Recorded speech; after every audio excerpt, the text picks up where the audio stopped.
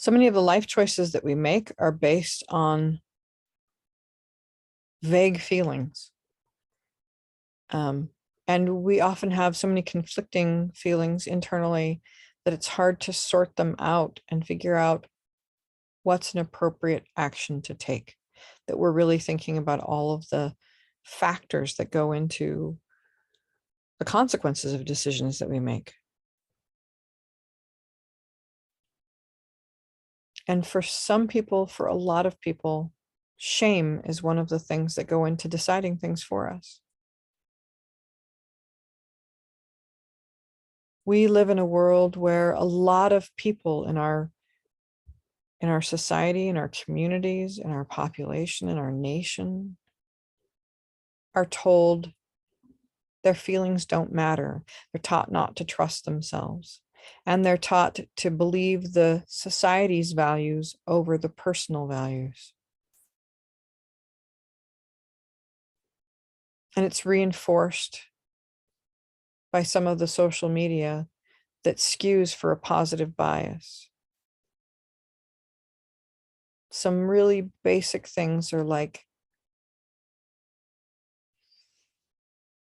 I think with work and career, a lot of people feel like they have to say that they love what they do when they don't.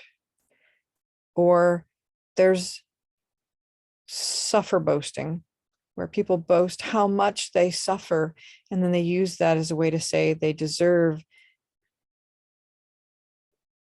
compensation or comfort or luxury or status or money. And those things don't necessarily go together at all. That kind of bragging and then demanding is an entitlement pattern. And it comes up in things like feeling like pressured. It used to be called keeping up with the Joneses, feeling pressured to have the right stuff, the right vacations, the right photographs, the right body, instead of figuring out what feels like the right job, the right body, the right stuff, the right place for you that makes your soul sing, makes your heart happy, makes your body healthy and comfortable and feel connected and loved. Too many people get pushed into jobs because they have the skill and they can suffer it.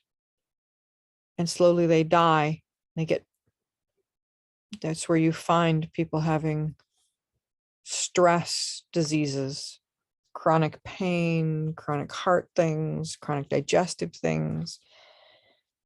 And unfortunately, our culture says, ignore the symptoms, take a drug, forget about it. Oh, by the way, our drug makes a new disease. And I'm not saying that there aren't genuine things that need medication, genuine conditions that are genetic or environmental responses. I absolutely recognize those. But the stress disease, that's a symptom of a sick culture. And the fact that we encourage people to earn stress diseases, to choose that instead of figuring out what genuinely brings them joy, happiness, meaning, and fulfillment.